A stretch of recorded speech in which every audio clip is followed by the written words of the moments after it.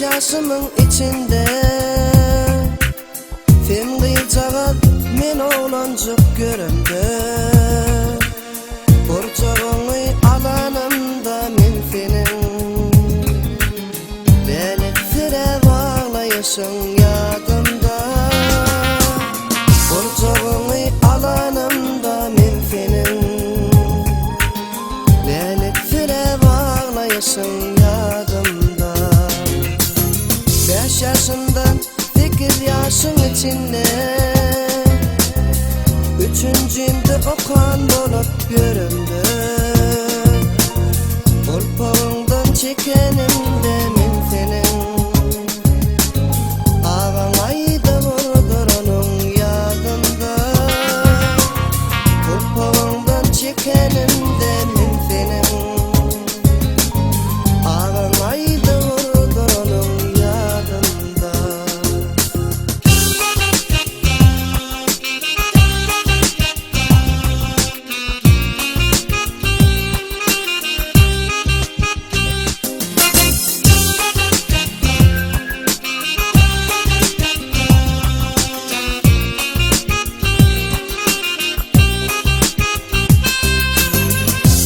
Yaştan 15 yaşın içinde fikrimde okan bolup göründü. Söyleyen gülüm köyyendine sen üçün divaydan söylerim yadımda. Söyleyen gülüm köyyendine sen üçün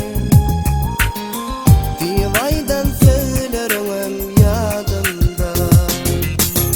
15 yaştan 18'in içinde kulluğa deyip meneyimden gidende.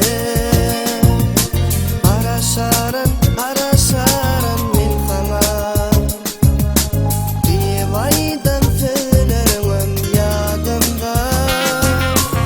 Araşarın men sana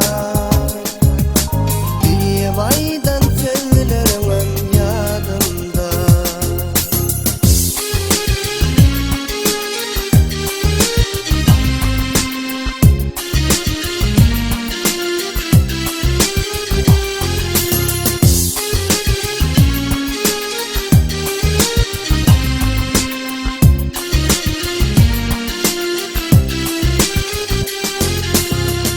Sekizden 20 yaşın içinde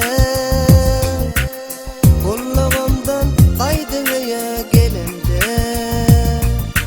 Aramayan tanamayan sen beni sebebini öve tuttu